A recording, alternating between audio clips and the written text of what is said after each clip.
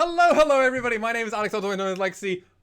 I go by Us on the internet. I of course joined by Alex Hapgood, the impeccable, the incredible Nymera. This is the LJL officially unofficial cast. Welcome back for our fourth and final game versus Crest Gaming App versus Rascal Jesters. Lots to play for in this game, and we were talking about this off the stream for a moment. The severity of what's happened, of the Hawks dropping down, and now where Crest are sitting, they're not safe. And I was having to just run the numbers through. Crest can still go out in playoffs. They can still not make playoffs, so they have six wins is the safety net. 6 wins is definitely that safety net. It puts you in, but till you're there, it's still all to play for. This also does mean with that win, Sengoku have secured their spot in playoffs. And with it only being 4 more games left, they're actually securing themselves in a really nice spot for that second place, which, as we've said before, is really huge. Really huge. First thing is, they get to play a series versus DFM. We really want to see that because Sengoku just took a game off them. Their only loss which DFM have taken. The other thing is that, you know, for me, just playing against DFM, even if you lose, because it's not just lose and you're out kind of thing, because you go down to the lower bracket again, it means it's great practice for them even if they do lose. And it's great for us as a region, because iron sharpens iron. You do want the sharpest iron you can possibly have to go into MSI so we can stab some other regions, I guess. Try. We can try, certainly try. We're sharpening our samurai swords. We keep it Japanese and like we're folding the metal. We just keep folding it. Keep folding it. And this does also raise some questions, potentially looking forward into playoffs, which you'll be able to find our thoughts over on our podcast, which does come out every Thursday and or Friday. We record once a week, so by all means, please do check us out. We do post links when it does come out over on our Twitter. But let's go into our fourth and final game. This is going to be Crest Gaming Act facing off against Rascal Jesters, and this is a matchup where it's going to be so important. We have said Arya is arguably now, I think, the best mid laner for the region. I think he showed that very much so in the early weeks, and he's been showing consistently, regardless of what spot his team is in, he individually pops off. Yes. Whereas on the other side for Rascal Jesters, the team that has looked incredibly strong, but also will fumble potentially a good spot for them. Yeah. And over on the other side, we have their mid laner of Ninja, who has been one of the best in some games and one of the most forgettable players in some games, which is going to be interesting because he does have the duo partner, arguably, for his lane, and arguably one of the best junglers in the region of Hacha Mecha, facing off against Yoshi, who we've been very similar to Ninja. Some games looks amazing, other games looks rather unimpressive. So we've got that reverse happening from either side. Arya being very good, Hacha Mecha in the jungle for Ninja, the Rascal Jesters being very good, and then Ninja being the hot and cold, while Yoshi is the hot and cold. Absolutely. Also worth noting, Ninja has the highest amount of champions played of any player in the LJL. He's played 10. 9 or 10, something like that. Wow, that's a whole lot. I think Ramune is one pick behind him, but these two guys just like, you don't know what they're going to pick out. Well, the thing that Rascal Jesters happen to have in their back pocket is they've played 2 less games than the Hawks at the moment. 2 losses does put them right with the Hawks, but they're sitting on a safety net knowing what they need to do. And we were talking about this off stream. 1-1 almost puts you in a very strong safe for playoffs. It is still to play for. The Hawks do have to pick up 2 wins to make it interesting. But we will have to see how this goes, especially as Crest are already sitting with that 1 win above. It's now showing how important this 1 win that Crest have over the rest of the table. Sitting in that 3rd place is really important. Where are you most interested to watch this matchup? Is it Arya? Because he's your MVP almost every week in the mid lane. Arya is such a strong candidate for MVP. We'll talk about that on podcasts and stuff. I haven't thought through all of the different problems that comes with thinking about that. Check out our podcast if you're interested in Nymera's thoughts. I think that... Sorry? I was saying check out our podcast to hear Nymera's full thoughts. How many times we just plug it? I think Art versus Gango. I think that's where I'm going to look. Because Gango is the other carry on CGA, whereas Art has been like the primary carry for Rascal Jester. Yes. So if there's going to be a butting of heads, I think the closest butting of heads is going to be down there in the bot lane.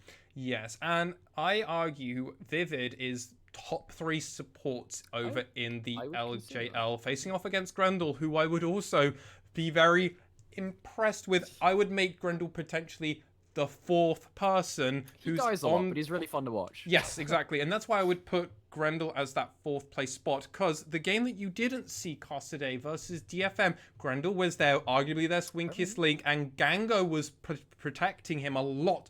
This was a Kiana, a Callista, and a Nautilus. Nautilus is very hard to catch out. The problem is Grendel was putting himself in very precarious spots. We've seen that happen before.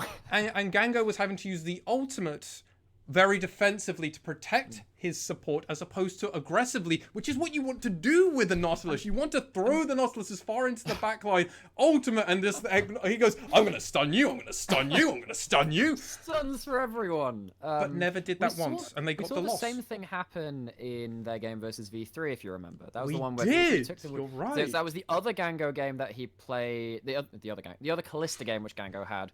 It was another Callista Nautilus game. Grendel still died 5 times in that game, so we'll have to see some improvement on the death column for Grendel in this game if they're going to come out cleanly. But let's harken back 1 week ago actually, to when Rascal, Jesters and Burning Core had their face-off, and it went in the way of Rascal Jester. Even though they had less kills, that Varus facing off against Zoe, yes. That was incredibly surprising, and I don't think we were expecting that. Wait, no, that was against Burning Core. I'm guessing that incredibly wrong. But Zoe was the mid laner. It was Varus versus Zoe. It was against the Zoe, and we have seen this is where Ninja is really flexing his muscles. The champion pool comes out big in that game, massively. The Varus was actually pretty great. And I want to link this back into the part where pick and ban phase. What bans do you do as the side of Crest against Rascal Jesters, who've been shown to play hugely diverse champion pools and are happy to ban their own champions because they know you play them? I think you ban out a lot of Aria's champions if you're Rascal Jester, if you're CGA. I don't know, man. Art has a weird champion pool. Ninja has the most champions played of a mid laner. Maybe you ban out priority top laners and try and get Nap a good matchup there. But even then, Nap is not the guy to have the winning matchup there. No, Nap is also the one that you can put on weird picks like his Cho'Gath and go, do your stuff, because we should be okay that you won't feed. I agree. Maybe you take stuff away from Vivid and Cog. That's what I'm thinking. Yeah. But we'll have to see. And Hachimecha, you can't ban out. You can't ban out Hachimecha either. He plays a very diverse jungle. And the other thing is that also junglers, there is just a small active jungle pool. So if you ban stuff away, you're banning it away from yourself too. So it's a bit weird in that kind of sense. Well, with that all in mind, I think it's about time. Let's go over into the pick and ban phase to see what happens versus Crest Gaming Act for their second game of the day, facing off against Rascal Jesters in 3, 2, 1. Let's go into this.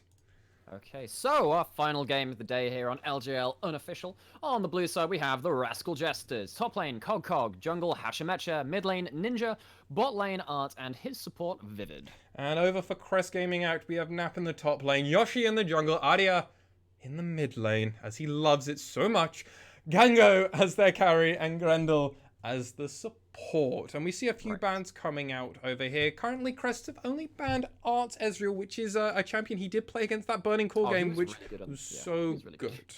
We've seen a lot of good Ezreals cropping up across the LGL. As on the other side, we see 2 bans absolutely pinpointed at Arya, the LeBlanc, and the Zoe, whereas the Tahm Kench has just come in from CGA. Well, you did say if Rascal Jesters, they should just ban out Arya, who is arguably one of the best mid laners, if not the best mid laner currently sitting in the LJL.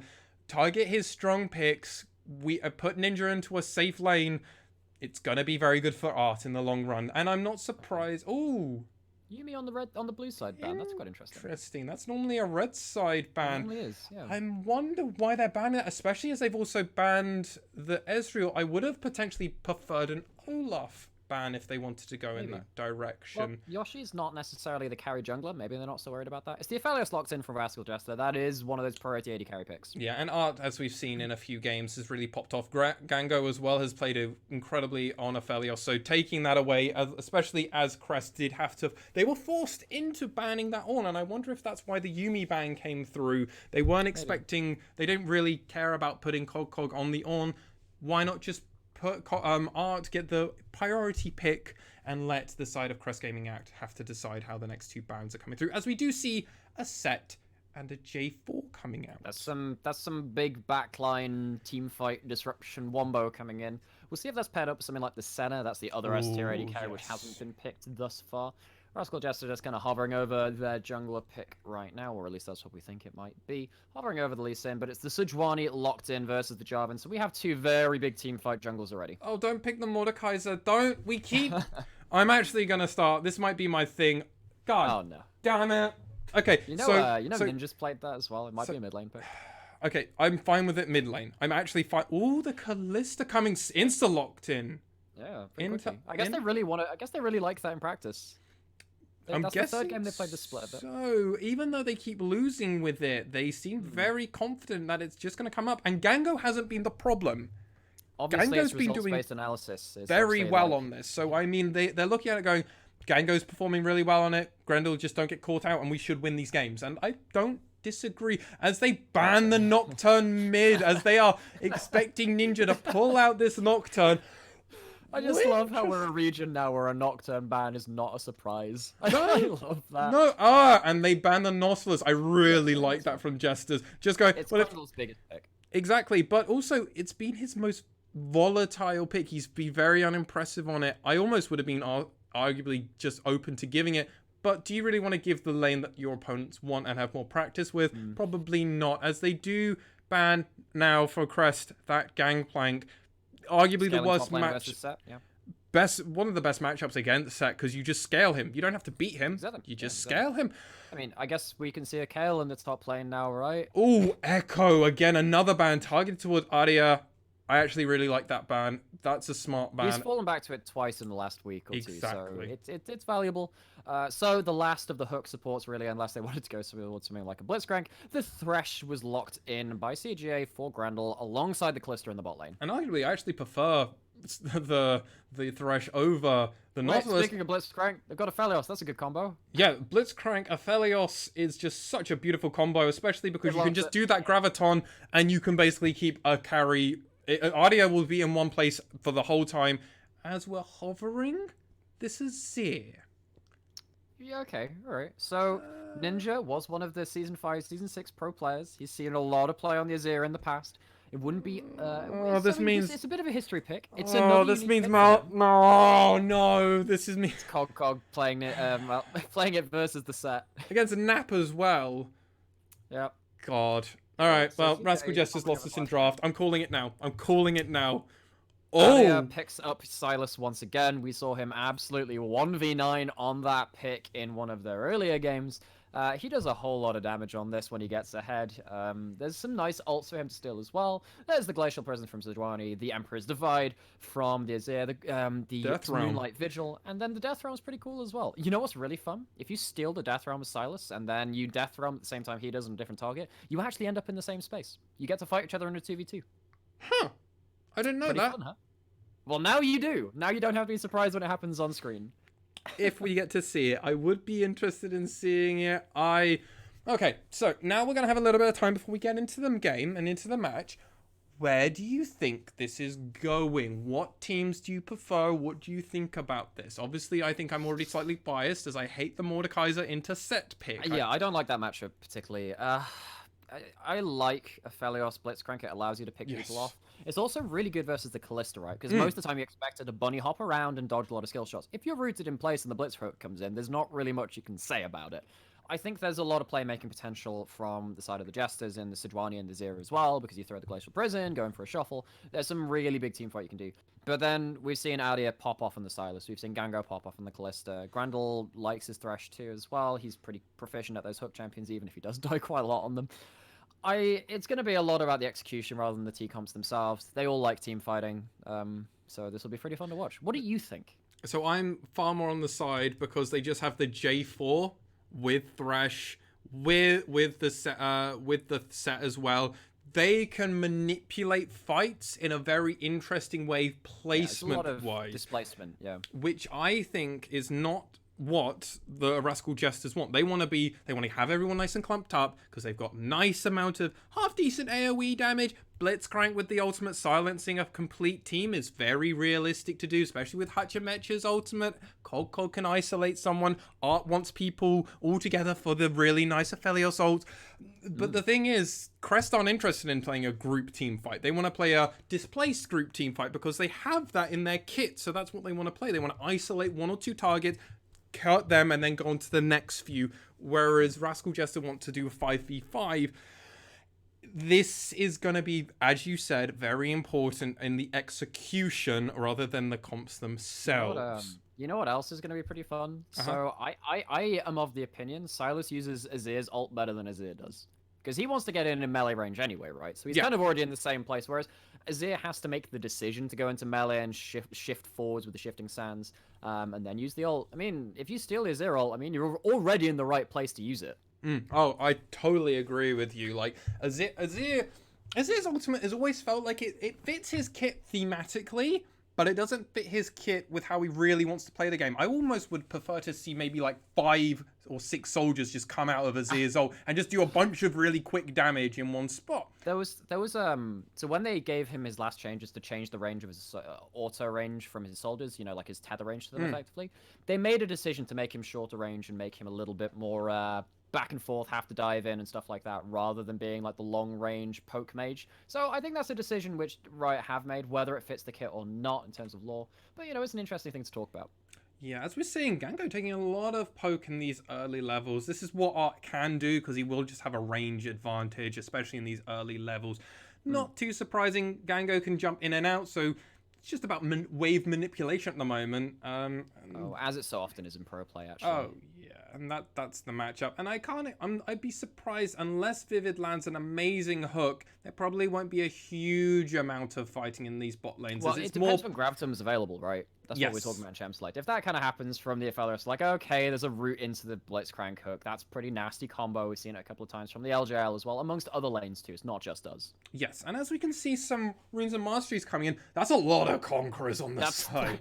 That's a full team if you put them all on the same team. 5 of them available on the Rift. Wow, that's aggressive. Push the attack on Kalista. Very sad. Oh, as we get a hook coming from Grendel, this is going to be a lot. As Yoshi coming in from the side, misses completely. And then Graviton comes out, snipering Grendel, giving some return fire, and nothing's taken at the end of that. That was very poor by Yoshi, completely missing everybody there. That's what you have to be afraid of when you're ganking a Blitzcrank, right? Because, I mean, hook into tower is a nasty thing. We see that all the time against Blitzcranks, regardless of whether you're a jungler, you're an AD carry, or you are a support. Just want to hark back a little bit to the rune choices and stuff. So we do sometimes see Halo Blades on Kalista. It is the lethal tempo this time around. They're both attack speed runes. They're not about the extra damage coming out, more about the extra attack speed, which does give, in turn, Kalista more mobility because she hops when she's attacking and all this other stuff. Just less of an early game rune from Gango. Yeah, and as we saw, that Twitter poll did pop up on the bottom. A lot of the viewers in relative are thinking that Crest have a slight edge, but nowhere near as dominant as we have seen for those TFM games where it's basically like 7 or 9% coming through. 25%. They are like the Fnatic TSM of these polls. Yeah, the FaZe clan for like Call of Duty. They're all about Origin play. When does Origin play? When does Origin play? I'll be honest. I think the best analogy for how Crest play, they are the FaZe clan of the LJL because they want to go for those show reels, which is what FaZe clan are famous for producing back in the days. The montage moments with all the air horns. Oh yeah, so that would be a really cool crossover to see, like CGA X FaZe clan. I'd buy that much. I'd be down for that. I'd be totally down for that. I think that's the next evolution for esports teams. We're going to start seeing crossover within themselves instead of just doing like Disney crossover and Hello Kitty as we saw with FaZe. I mean, we did see some. I'm trying to remember. It was so we have like Origin and Astralis in EU. They have like that crossover. They do. Thing. And there are a couple of other teams which kind of buy in, and then you've got so actually hook onto Azir here. It's into the hook from Grendel. It's a 2-man roam into the mid lane. Adia picking up first blood from the mid lane. Grendel with a very timely roam. Yeah, trading the flashes for each of the mid laners there, but well worth it. Yoshi trying to get a little bit of punish there back from Hachimecha, but is able to just run away as Hachimecha is far more interested as probably farming than actually getting the kill potential, which I don't think you have on a J4 who can just hook and run away. It's a great timing from Grundle there, like I was saying at the end of that. We're going to go back into the replay to see it anyway. There's no vision at this point in the game. You don't expect the support to reset at this point in time. Actually, Aria just getting in front of Azir there to stop the slide over to the soldier, because you do stop on the first champion hit as the Azir when you're trying to move there. It means that if you do get between him and his soldiers, does mean that you can't slide to safety. Well played from Aria, Grundle, and Yoshi picking up the assists. Really, really well played. And that, I wonder if that'll be a sign for things to come. Nap here, hurting Kolkog, nowhere near as much punishment as we have seen in these previous matchups, but Kolkog does seem to be playing a far reserved game, I think one could say. A far more prepared, like a well aware that Set in the early game is going to punish him hard if he tries to step up, and as such is trying to just keep a little bit of distance, keeping the CS completely even, which is a really well played thing. Obviously, Kolkog wants to scale as Set wants to just kind of get these very early pressure kills or potentially just roaming advantage, which but both of them are going to be able to come into team fights or 1-2 items and do their thing, really, as much of the top lane champion pool does in this current meta. They kind of threaten your backline if they get there. They're pretty happy to play front to back if not. Hook Vivid landed onto Grendel. It's got the Graviton route there as well, but the damage has kind of run out now for Rascal Jester. No kill threat there, actually, at the end of it. Grendel hooks a minion for good measure. The wave pushes into tower, and all is quiet on the western front. Yeah, I mean, Vivid only has just ticked over to 5 now. He was 4 for all of that fight. To be honest, these bot lanes, they will have kill pressure on each other once they hit 6. Assuming Vivid and Art or Grendel and Gango can land those hooks that is so important, potentially we might see some kills coming out, but we do have to wait for 6 for these bot lanes. Well, we do have the ultimates available in the mid lane. This is where things can get really spicy, because if you do engage onto the Azir when he's trying to stand pretty close to his turret, you can get shunted into tower, whereas if you are the Sylas and you get to get the timing right, you can shunt him back away from his tower with the stolen ultimate, of course, something that we'll have to pay attention to as the game goes on. Aria had some great stolen ultimates in his last Sylas game, showed us really how that champion can be played outside of, you know, randomly connecting skill shots and getting himself killed as he gets dragged into the middle of the enemy team on 100 HP. Ooh, jeez, he just has to run in and out. This is going to be interesting. Mountain Drake is up, and Herald is coming up very shortly. We haven't seen much positioning around this dragon, which has been up for a minute now. Will be interesting. As Grendel lands that again. There is this. It's the double Azir, the stolen and the real one. Grendel! Whose soldiers are those? I can't even tell. Everyone gets shunted into the river. It's a sand soldier party as Ninja goes down for his second death of the game. Well played. And you were hinting at this. I've never seen that before. You were hinting at this so much, and then they get it. Grendel's not on. They don't know he's Grendel here. Gets another hook here. Aria comes in. Grendel, stop taking the kills. Grendel has got himself 2 kills, as you were saying, on the Thresh. Waits for the lantern for Yoshi. It's going to time out before the red buff gets stolen. This is now 3 kills in the early game for CGA. Coming out of the gates really strong. And as a reminder, if they do pick up this win, it almost certainly locks them in for playoffs contention. There are a number of teams stuck on 4 wins, Rascal Jester amongst them. CGA having that extra win over the rest of the trailing members of the LJL pack, though. Yes, this win is really important if CGA are able to secure it. They're in a very good spot now with a 1k gold lead, and Aria just doing some poke on Ninja. Also having now that first dragon. We know it won't be a mountain rift this time. It'll be interesting to see what the second... We saw one of those already. We don't need another. We don't need another. And it did work for the team that did eventually pick it up. Did they pick it up, or did they just end the game before that? I can't quite... They did pick up Mansell. They did pick up. Yeah, no, because of course they did. They picked it up and they... busy screaming at Puri and doing crazy things on LeBlanc. But, you know, it did happen. It did happen. As Kolkog's now getting some aggression on the set, which it does start happening when you get into these later levels as a Mordekaiser. The problem is normally you fall a little bit far behind. Now we're seeing Kolkog actually ahead. I wonder if Set, a champion that Nap hasn't got as much practice with as potentially as Ebby, who we have seen play that champion Ebby a is lot. he he is the stellar set player. He's run over this matchup, like we said, coming into the pregame and the draft as well. We don't always like to see the Mordekaiser into the set. We feel like it's not exactly a winning matchup, but there are some mechanics you can have in that kind of bruiser showdown there. Hachimetra just coming into the mid lane here, probably just helping Ninja push in the wave. As actually we see Yoshi was briefly on the Herald there. Aria getting Still aggressed following him. by the Sejuani. He's following him. He's stolen the Sejuani ultimate for good measure as well, and says, hey, I mean, we'll have a trade here. I'll trade you some of my HP for your nice shiny R button. Yeah, Kokok just kind of seeing vision. Doesn't see the vision there. That deep pink ward that was put down there. I'm not sure who by. Probably Yoshi, who's one of the few people who would go that deep for it, as he does run in to just... so I presume it's him. Yeah, just to see what's around here. No blue buff, but he's going to start taking the froggy here. As we slowly look around to see what's happening. Arya is very much poising, trying to give protection for his jungler, as Nap and Kokok just keep doing what they've been doing this whole game. It'd be really dangerous to start fighting over Herald from the perspective of Rascal Jester while there's a stolen Sejuani ult. That is a very strong ultimate, particularly if you manage to lock up the Sejuani herself. Not the most tanky person on just the Cinderhulk as soon as the Aftershock and the passive get worn down. So if you do walk into the wrong position, Hachimetra could have gone down there, which means it will be a free Herald over to the side of CGA. Well, I say that. This is not a fight you want, Hachimetra. You're going to just... Oh, he's gone in the bush. Now he knows he's on vision. This is not what you want to be. Arya! The flash hook from Grendel as well, and the Cataclysm double ults, a flash involved as well. It's a kill and a Herald over to the side of CGA. And I really actually want to applaud Grendel now on that flash. Hachimetra has flash still up. He could have easily flash queued and probably would have gotten away because the CC lock was overlap. That's so good. Beautifully done by all of them. Arya straight into Yoshi, straight into Grendel. Perfect mirroring as they get a bunch of gold over to Arya. The other members retreating so that all that turret plating gold goes over to him. So he did get 120 gold there shared between, I think it was him and Yoshi, the person who actually put down the Herald. So it is a 240 gold swing now, coming out to just about a 2k gold lead to the side of CJ. Blitzhook just misses gets away. Does just about. So you were praising Vivid in the Champ Select as one of our better supports. I think that is fair to say. I think Vivid has a very good season so far. What a game from Grendel, though.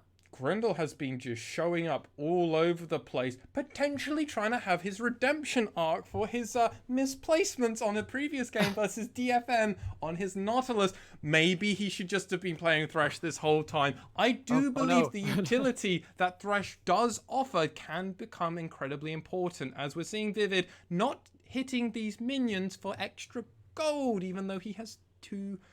the relic shield stacks. Orbs going around him. Yeah, the relic shield stacks.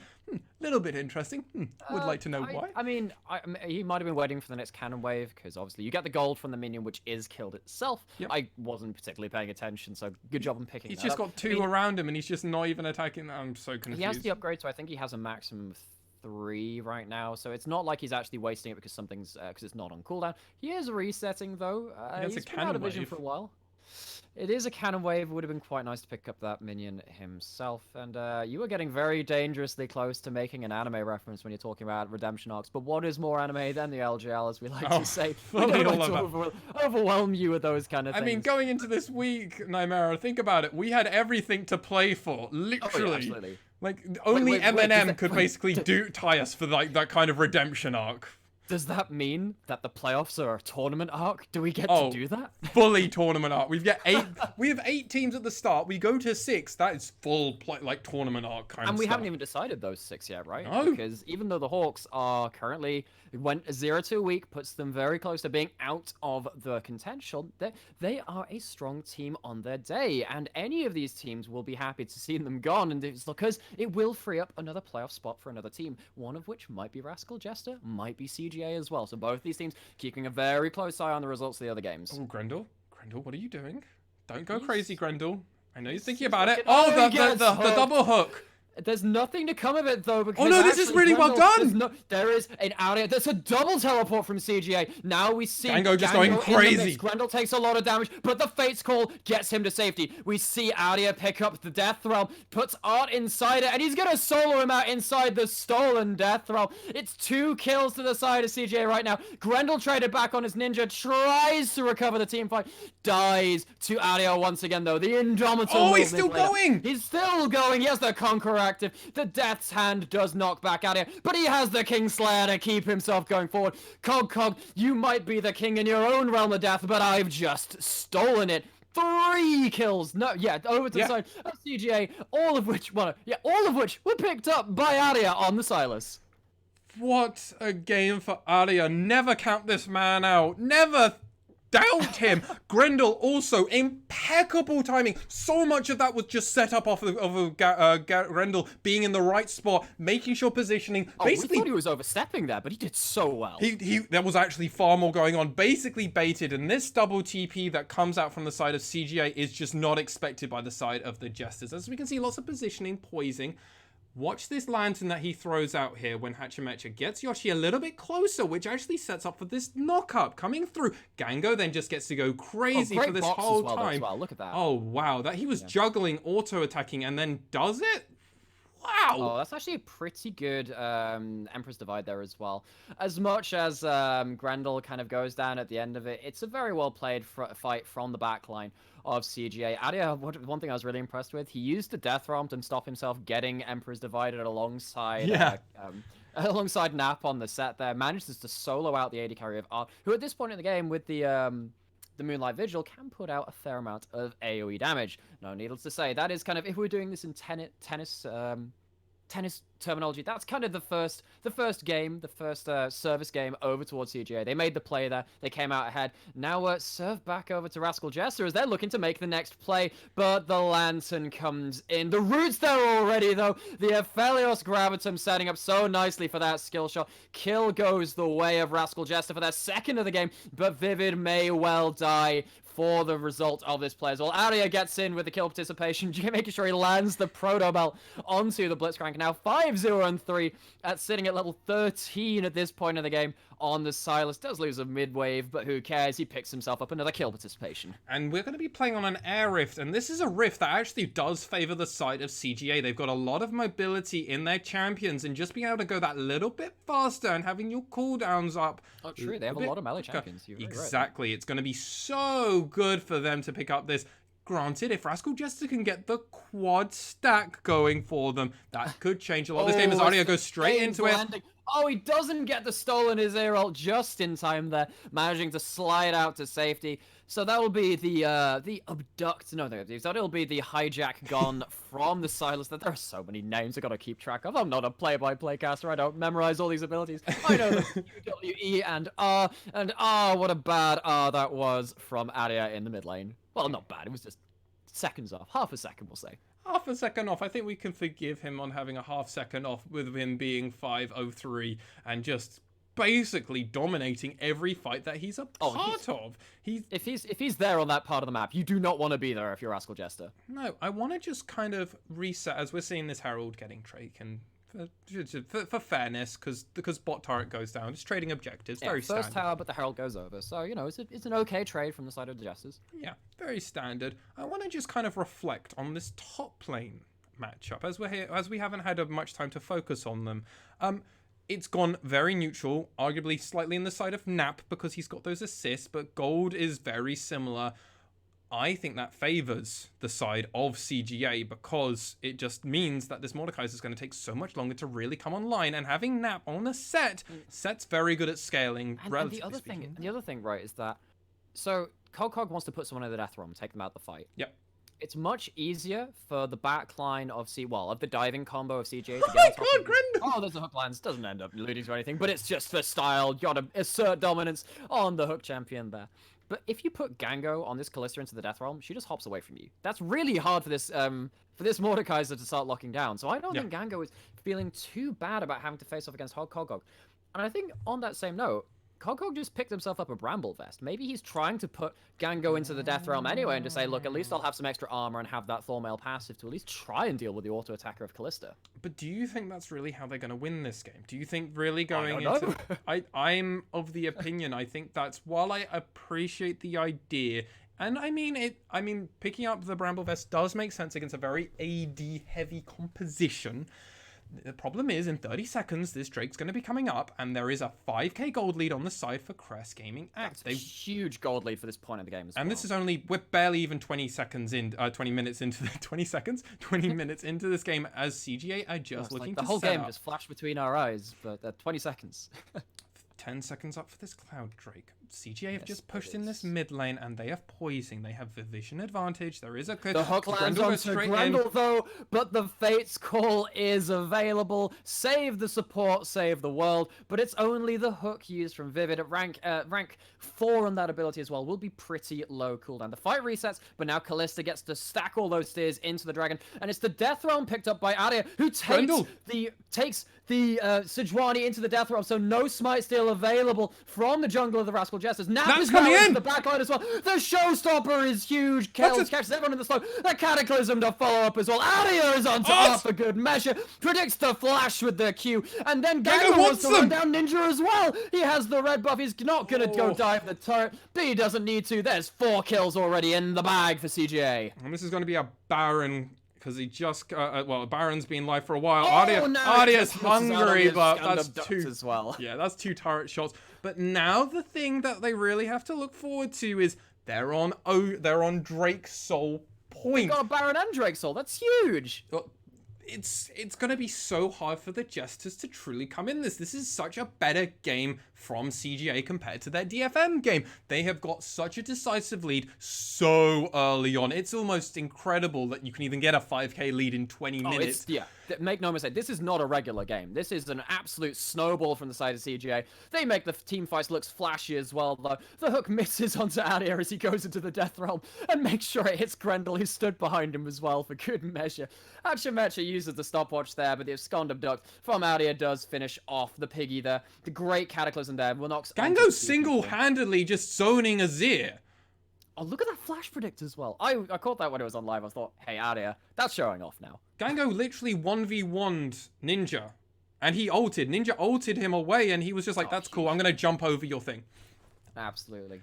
And I think Ninja, even though he was sat on that fight on the Nash's Tooth and the Oblivion Orb as well, he was in a pretty good place to fight. But like you were saying, the gold lead is just so huge. Yes, the item advantage. Look at Arya, she picked up a Merlot. He's picked up a Medjai's. A Medjai's, rather, yeah. He's just like, I want to go for max damage. I want to see how much I can really do now. You know what's even more anime than redemption comebacks and, all these redemption storylines? How about you pick up a Death Note in the Medjai's Soul Stealer in the mid lane from Arya, really becoming the Shinigami, the God of Death in the mid lane. 7 kills out of the 13, really making his mark on this game. I think Arya just wants to become Chris Jericho with his own list, doing the full WWE redemption, going, I've got a list and I'm going to take everybody out and you're all dead. Going full Death Note on it. We're going to bring in the WWE. We're going to go into the New Japan Pro Wrestling. All of it's coming out when it's the LJL. Yes, on that day, Rascal Jester received a grim reminder that Arya still exists in the LJL. He's just running over rampant here. He has a stopwatch as well, so he has all of that ability to stack up the Conqueror, buy some time with the stopwatch, and then come out with his second Kingslayer to keep himself topped up in these fights. Oh, just look at that graph. The Jesters had only at one point, I think, had like a 2 gold lead. Not even 200, 2 gold lead. It's that tiny. Whereas... Look at this. This is just methodically going through a game saying we want to end this as fast as possible, but we also want to end it without conceding and ever letting you into this game. They're not doing anything risky. And that's a word you've used quite a lot today, methodical, and I think it fits the description really well, right? We said it with Sengoku. They like to play towards 30 minutes, 40 minutes, and that is probably the word we will continue using with them. But I think I agree. CGA are battling across the right objectives. A lot of our early week criticisms of CGA is that, yeah, the fights look cool, they're making montage plays, but what are they actually fighting for? This time they're actually fighting for the right stuff. They got themselves an early Baron. They get a Grendel! hook which interrupts the Arctic assault as well. Doesn't lead to anything. Not enough follow-up involved as well. But if there was, there is still a double teleport available for CGA. The red buff stolen away as well. Yeah, it almost looked like Arya might have given that back over to the side of Vivid, but was actually picked up eventually, as Grendel does go in onto this, picked back away, deciding if he wants to throw. Hook misses, and this should be a reset. Oh no, that's a good combination of ults there. So, that was a bit of an oopsie. So the stopwatch was used from Grendel there before, and actually, I think the stopwatch came in as the Fate's Call was being used, so we saw like the golden statue fly back into Callista. And then Gango saying, no, we want this fight. Could have reset, could have decided, no, I'll keep you safe, I won't hurt you. And that's a mistake. Grendel will be back in time, however, for this Drake, which is arguably 10 times more important, as we will see the Drake in 30 seconds. Cog does have his TP, Nap does not. So Nap's going to have to stay very aware. Arya does have his own TP, but I doubt he'll be able to do much of that outside of potentially pushing this bot lane, which he's not in position to do because he's getting his blue buff. The bonus of that red invade is that they do have some flank wards now. So Arya, as much as he doesn't really want to be too far away from the rest of the team, he might be able to TP in with a home guard and try and get that flank. It's going to be hard. There is a pink ward available just around the back of the red buff from Rascal Jester. He uses his Zhonya's, which... That's a big oopsie. That's an oopsie, that is. Genuinely, because this next fight, like you were saying, going to be pretty huge. Well, currently, CGA are nowhere near position for this, and if Crest just go for it, they're going to just be able to take this, because I think they're just expecting they don't really want to fight this. Stealing the Death Realm as well. Cog flashing over the wall there. Arya going to have the Excommed of Duck pretty close here. He gets so much damage as the chains connect, and that's Cog going down for his third death of the game. And I think the idea that Crest either assume they're already taking the dragon, or because Gango was in that mid lane, they're not going to do it without Gango being able to have that secondary smite potential, basically, through his absolutely the stacks that he's able to put. Look at that gold! That's insane. 13,500. That's a 4k gold lead on one person versus their counterpart. That's going into practice tool and clicking on the gold button a couple of times. I like that analogy. And the problem for the Rascal Jesters is that Baron's going to be up. Crest just got this this Air Soul, and now they're going to be looking at this Baron. They're already resetting. Arya still has this TP up, which I hinted at for that dragon, where a Rascal Jester's going to be able to come in. I'm really not quite sure. They need a godlike hook, and it can't be onto Grendel because he has the Fate's Call. Yeah, and that's literally it. From my eyes, that's it. It can't be also onto Arya, because Arya has been asking to go onto these back lines. He wants to go onto these back lines, and he's not been allowed to. It has to be maybe when he has Zhonya's available. Maybe when he has Zhonya's. It has to be onto Gango, I think, as initially, and then they need to set up potentially Vivid into a really nice spot to potentially silence Arya. Maybe it is hook Arya, silence, and hope the rest of the team just delete him. Maybe. You know what's really interesting about Gango, though? So he's picked up the QSS. He picked it up even before the Hurricane. He picked it up mainly because of the Sejuani. But if you do QSS Flash, you can get yourself out of a Blitz hook mid-flight if you do have both of those available. So that's always something I like to point out when people do pick up the QSS against knock-up and displacement compositions is something we occasionally see. Yeah, we can see the two teams currently just pushing. Arya, again, split pushing this bot lane. No one can come near him. Ninja is scared of him and will only walk up to the wave once Arya has given him the space that he desperately requires to even be able to even think to come near Arya, as there is still also He's got 14 stacks of Medjais after that solo kill as well, by the way. God, he's so strong. 2 levels of advantage over anybody on the side, and that is Ninja, who is the closest level. Arya is so far ahead of just everyone in this game, as is Gango, 2 levels above over Art. Cog is 2 levels below Nap as well. Yoshi is tying, as is Vivid with Grendel. You can call it 1 and 2, but that's actually a level 11, so he would have picked up his second ult range on that Grendel. And Thresh, ult level 2, does slow significantly more than his level 1. It does a lot of damage too. So I remember in that first fight around the dragon where like Grendel got hooked by the Blitzcrank, didn't matter, then put down this great box in the middle of the river. I'm like, hey, that ability can actually be used really well on choke points. Yes. Like, that's actually pretty good. It's so huge. And now we see Arya is actually level 18. You have to think that Crest are just going to try and brute force this. Death cap. Oh no. God, that's so strong. He's just going to delete people. He absolutely is. And Medjai's gives you a lot of AP as well when you get up to high stacks. So that is being amplified by the death cap as well. The Eludin's a very high AP item as well. This guy will be like killing you in like E auto, Q auto, or something like that. He's gonna kill you with like 3 things. Oh, and he can steal all of your ultimates as well. Remember, like yeah, level 16 was so good. So big. This is such a strong current Silas on this, and he's just looking. Oh, Adia's gonna walk into. Oh, he missed it. The chains, he though. missed both of them. I wanted to see the damage. No, but CGA now just an ult to be available too. That's kind of sad. But because you've got Gango as so fast on this Callista, it's so easy, so quick rather, to just deal a bunch of damage onto the Baron and then just go, we'll reset. No, we can have Guardia just go. Adia's coming in anyway here. Ninja he having doesn't manage to land anything though. You know what's also, so just another little aside for the Silas. So he's got the death cap and he's running Conqueror. When you're at level 18, you get 50 AP at max Conqueror stacks. With death cap, that's increased to 70 AP. That is a whole lot of gold value for one little rune there. If he stacks up his Conqueror, he will have like, I don't know, 700 AP, something small like that. Basically, ability to delete everyone on the side of Rascal Jester, regardless of almost how long this game goes on for, which I think is worth pointing out for our viewers. Yes. So, where do we think this is going? Crest did not aggressively go for this Baron, which I think is maybe a little sad. I think they've let this game go on in this state of the game because it's been a fair few minutes since they got that air assault, as we are seeing Elder Drake coming up in 1 minute. Oh, Ninja's running into a wild area once again. The hooks just about miss one more time. It's 0 for 2 on those chain lashes there. Well, not chain lashes, on the Escond. Abducts from there onto Ninja in the bot lane. No kills available. And maybe that's what they're fishing for before they go for the Baron. Maybe that's it. They just want to try and take away one of the TPs away from the side of Crest. No, they're just brute forcing this. In for this. They're getting tired of it and they're starting up the Baron. They don't have our Rascal Jester. Oh my god, this Baron's any kind of vision. It is getting absolutely shredded, like you were saying, but no. 4,000 HP now. It's going to be a free secure. Rascal Jester's not being able to contest that. Maybe just not wanting to walk into the Lion's Den, which is CGA's team. But the problem with not walking into that Lion's Den is now this is going to be a Baroned up, a soul up Crest Gaming act who are already basically 10k ahead of you now. They're basically 10k ahead, and they're going to be looking for this Elder Drake, which is up in 20 seconds. Maybe they wanted to try and get the double Elder Baron buff and then just run at them.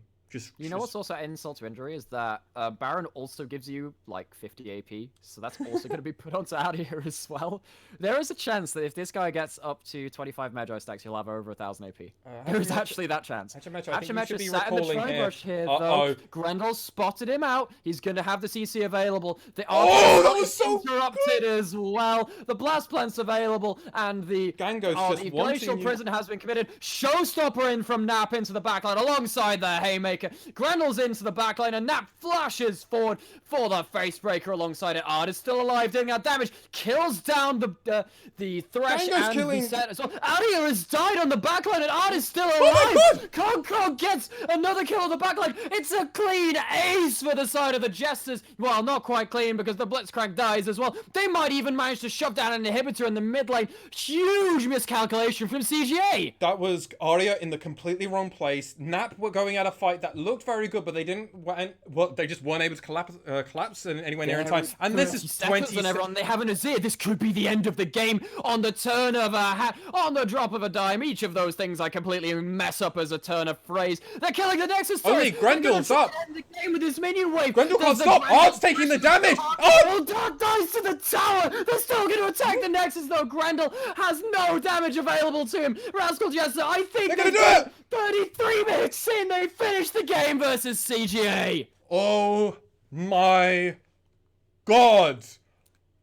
What Rest in peace, my voice. Happened? Like 2020 to 2020. Do not pause the video because we will need to look at that replay once it comes up. Welcome back to the desk. This is the LJL Official Unofficial. I am still your cynical person that talks a bunch. Alex, otherwise known as Let's Go by Mouse on the internet. Of course, I'm joined by the incredible play-by-play and color commentator combination in two. Alex, I'm not even a play-by-play or a color. I'm a multi-talented You're the 2-in-1 combo. Alex Hapgood, otherwise known as Nine Mera. What an end to that game. I didn't It's think huge. Crest could lose that, and yet It's a huge they miscalculation. did. We will go back over to the game once they do give us that replay, but well played by Rascal Jesters. So slow. They were patient in the moment. They got the fight when they needed it. Faces on CGA there as well, And the cameras. You They do can not just look see the disappointment across the team. Arya especially, so sad, as you can see. He had one death, and that was the death which ended the game. One death. How I don't know how, like, that is tilting. That is tilt inducing. Losing both games, one of those you shouldn't have lost. One of those you shouldn't have lost. And that pushes you into a tied third place now with the Jesters. And that pushes the Jesters up now to 5 and 6. They're the first team to now get up to that spot with Crest. And Crest are now at that 5-7 as we do come over to this replay, which is going to be so important to try and go through.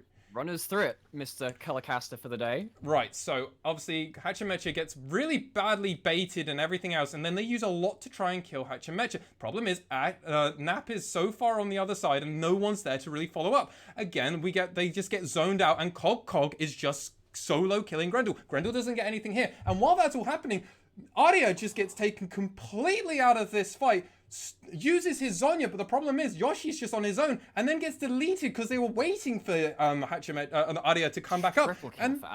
Triple kill for Ninja as well. And Ninja was just dealing all the damage across from that, and you had hinted that obviously that's what they were waiting for. Ninja had the power to actually go into these fights and basically delete people. Problem is, Arya just missed a lot of those skill shots in that last team fight, and a lot of miscommunication. There was a lot of Nap goes in for the really good showstopper.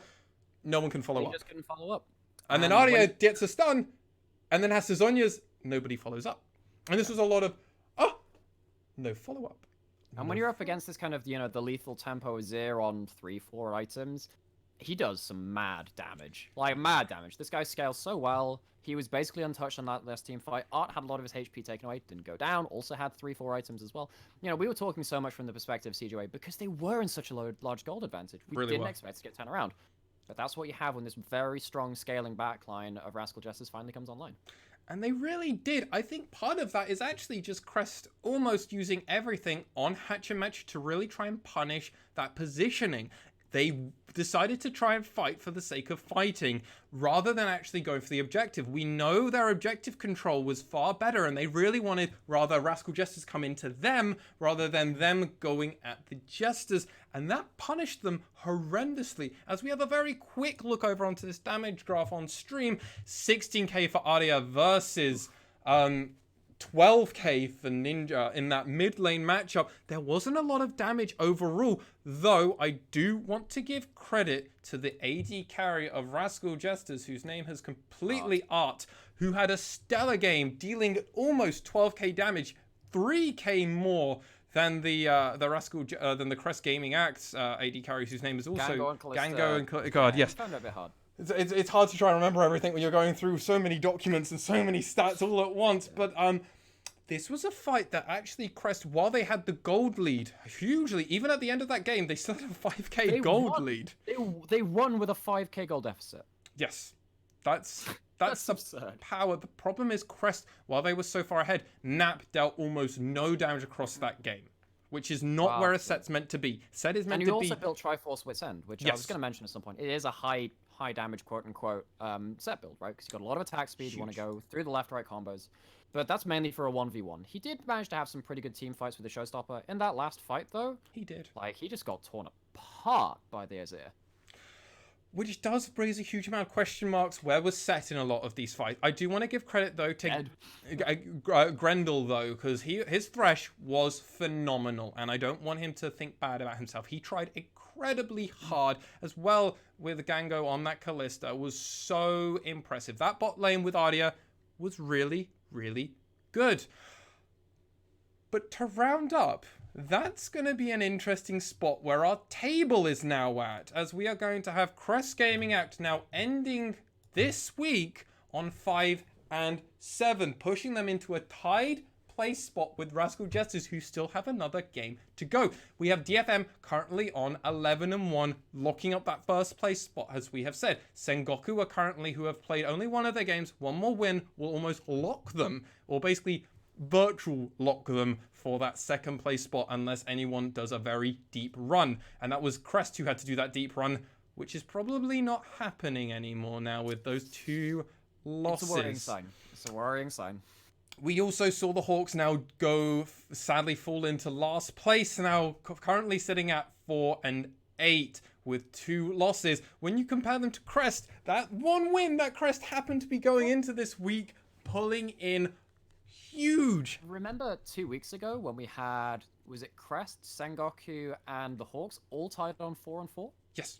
Look where they are now. We have like Sengoku going on their 4-win streak, 8-4. We were worried about them after that first week even because we thought, oh, it's a 2-0, which doesn't feel like it. Whereas the Hawks have just gone from 4-2 to now.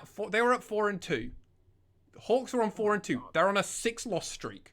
That's horrible for them because they did have that really strong start. That's why we had high expectations of them, right? I was feeling very confident with them, but now they just can't pick up a game. They're playing horribly around objectives. They're not doing great. Well, you have to assume there's poor communication because there's disjunction team fights.